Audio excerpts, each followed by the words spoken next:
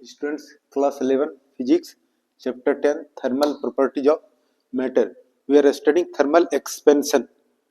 So if you heat body solids, there will be three types of expansion, three types of increase: length, area and volume. Now you have read linear expansion and now you can see linear expansion. Three types of, ये rod है, length L1 है at temperature T1. जब इसको heat करते हैं तो length क्या होता है, थोड़ा बढ़ जाता है, इंक्रीज हो जाता है. तो length L2 eight temperature T2. अब इंक्रीज L2, तो then you have read alpha. Alpha is the coefficient of linear expansion. L2 minus L1 by L1 T2 minus T1. ये लास्ट क्लास में हम लोग डेराइव किए थे. तो now cross multiply L2 minus L1 is equal to alpha L1 T2 minus T1. इसको L2 और L2 को इधर ले जाओगे, L1 को ले जाओगे, ये देख रहे हो यहाँ पर है L2 और ये L1 कॉमन ले लिया, 1 plus alpha T2 minus T1. T2 minus T1 इसको कैपिटल ब्रैकेट में लिख सकते हो. दो टर्म है, L1 कॉमन हो गया, 1 प्लस अल्फा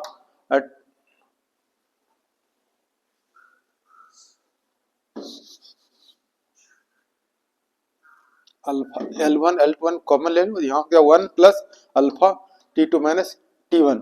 और ये delta T is equal to change in temperature, increase in temperature delta T2 minus T1. इस T2 माइनस T1 के प्लेस पर डेल्टा लिख सकते हो. तो L2 is equal to L1 within bracket 1 plus alpha delta T. This you will remember. Okay, we need this relation later on. Now you will study second term, that is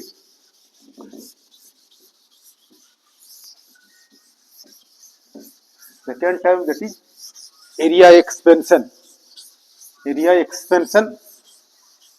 This you can say second term, area expansion, superficial expansion. Superficial और area expansion. Area expansion, area expansion, ये एक metallic sheet ले लेते हैं, ठीक है, metallic sheet you can take. अब इसको हीट करेंगे, लेंथ क्या हो गया L1 एट टेम्परेचर T1. जब इसको हीट करते हैं तो क्या हो जाएगा, this you can consider there will be expansion. क्या कर सकते हैं, L2 एट टेम्परेचर T2, या इसका इस तरह से कंसीडर करो, ये हमारा क्या है, ये सीट है, मेटलिक सीट. इसका एरिया क्या है A1 एट टेम्परेचर T1. जब इसको हीट किया तो इंक्रीज हो गया.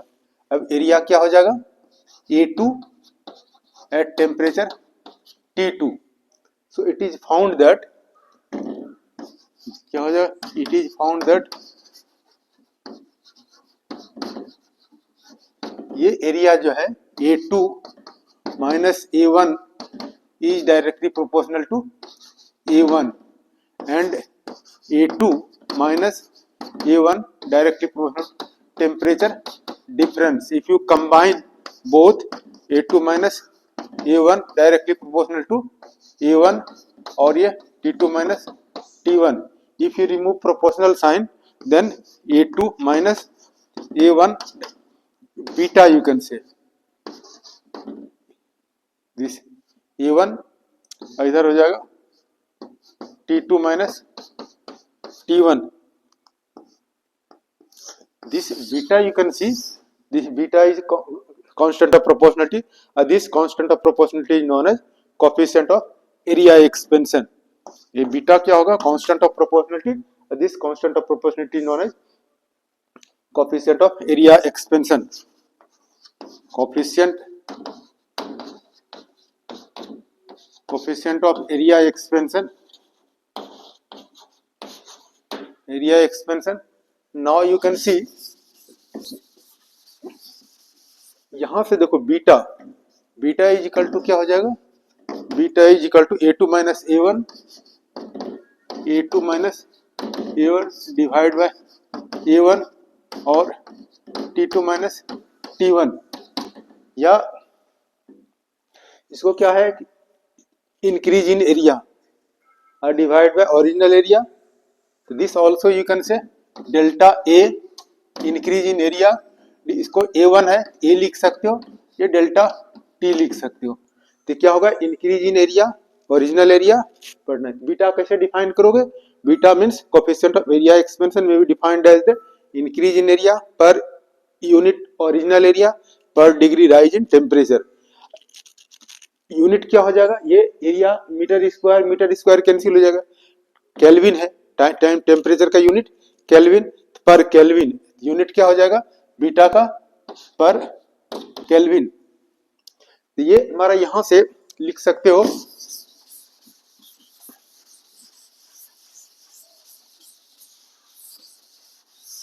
ये A2 जो है क्रॉस मल्टीप्लाई करके A2 इज इक्वल टू क्या हो गया A1 और 1 plus beta delta T. This you will remember this relation. Later on you will need this relation whenever you will study relation between alpha, beta and gamma, then we need. अब third जो है cubicle expansion, cubicle और कह सकते हो volume expansion. Volume expansion ये हमारा body है, क्यूब है, और क्यूब है तो क्या हो गया वॉल्यूम V1 है एट टेम्परेचर T1. जब इसको हीट करते हैं,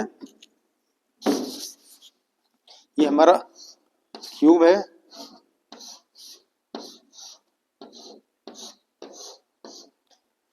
तो ये क्या होगा volume V1 at temperature T1. जब इसको हीट करेंगे इसका वॉल्यूम क्या होगा, लेंथ ब्रेथ हाइट तीनों इंक्रीज करेगा, तो वॉल्यूम इंक्रीज करेगा. तो फाइनल वॉल्यूम क्या होगा V2 at temperature T2. Then similarly you can write ये गामा क्या हो गया, अल्फा क्या है coefficient of linear expansion, beta क्या हो coefficient of area expansion, gamma क्या coefficient of volume expansion.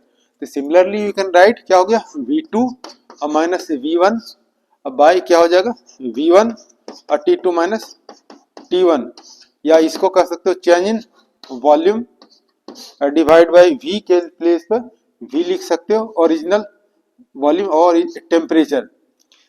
What will you write here, increase in coefficient of ये increase in volume original volume और इंक्रीज इन टेम्परेचर.